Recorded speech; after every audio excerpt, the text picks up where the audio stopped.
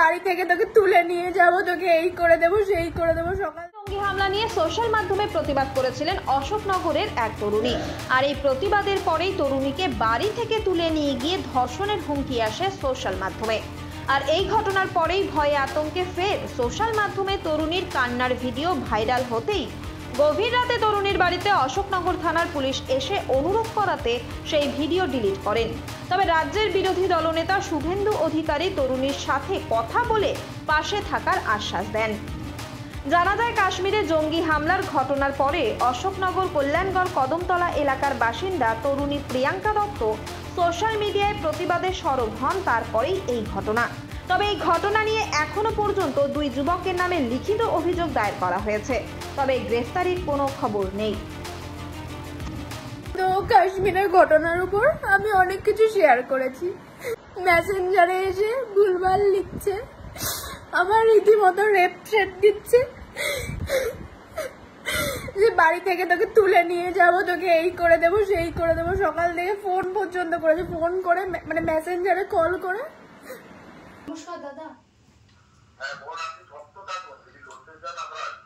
দাদা, ভিডিওটা আমার রীতিমতো অশোকনগর থানা থেকে চাপ দিয়ে ডিলিট করানো হয়েছে, যে না হলে আমার কোনো ক্ষতি হয়ে যাবে। আর আমি হ্যাঁ সেটাই আমি বলেছি।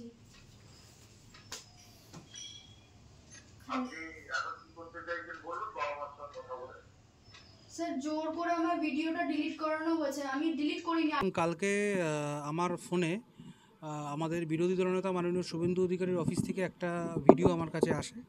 ভিডিও আসার পরে রাত্রিবেলা আমাকে মাননীয় বিরোধী দলনেতা শুভেন্দু অধিকারী ফোন করে বলে যে তোমার এলাকার এরকম একটা ঘটনা ঘটেছে, একটা বাচ্চা মেয়ে এরকম কান্নাকাটি করছে, এরকম তাকে কাশ্মীর নিয়ে পোস্ট করা হয়েছে বলে সেখানে দুজন মুসলিম ধর্মাবলম্বী ছেলে তাকে রেপ কেস বা রেপ থ্রেট বা মার্ডারের থ্রেট দেয়।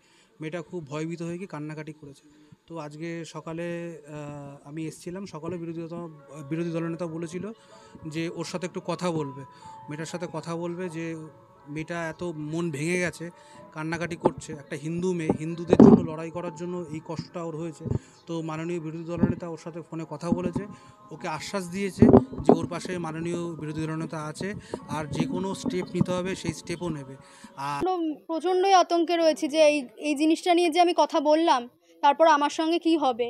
তো বিষয়টা শুরু হচ্ছে গিয়ে কাশ্মীরের ঘটনা ঘটেছে দুদিন আগে। আমরা সবাই জানি যে জঙ্গি আক্রমণ ঘটেছে, এবং সে বিষয়ে আমি সবাই করছিল লেখালেখি। আমার প্রচণ্ড খারাপ লাগে যে জিনিসটা ঘটেছে, যে জঙ্গিরা আমাদের ভারতীয়দের উপর আক্রমণ করেছে, বিশেষ করে আমাদের ভারতীয় হিন্দুদের উপর আক্রমণ করেছে। সেই জিনিসটা আমার পছন্দ হয়নি, আমার খুব খারাপ লেগেছে।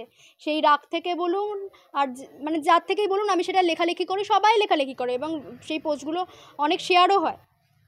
সেখানে সেই পোস্টটা অনেকের ভালো লেগেছে, অনেকে আমার সমর্থন করেছে। কিছু কিছু লোকজনের দেখে সেই জিনিসটা পছন্দ হয়নি, তারা এসে নিচে ওখানে ভুলভাল মন্তব্য করা শুরু করে, এবং অনেকে আমার সাপোর্টেও তাদের রিপ্লাই দেয়, আমিও আমার সাপোর্টে লিখি। তাদেরকেও মানে যারা এই ভুলভালটা লিখেছে তাদেরও সমর্থন করে অনেকে লেখে যে তারাও ঠিক বলছে। তো এখান দিয়ে তর্কাতর্কিটা শুরু হয়। তারপর লজিক্যালি কথাবার্তা হচ্ছিল, লজিকে যখন শেষমেশ আর পাচ্ছে না, তখন একটি ছেলে তার বন্ধু বান্ধবদের, সেই ছেলেটার নাম হচ্ছে গিয়ে ফেসবুকের নাম হচ্ছে গিয়ে মিষ্টিমায়ের দুষ্টু ছেলে, এরকম একটা ফেসবুকের নাম, সে তার বিভিন্ন বন্ধুবান্ধবদের মেনশন করা শুরু করে। তার মধ্যে একটি ছেলে নাম হচ্ছে এমজে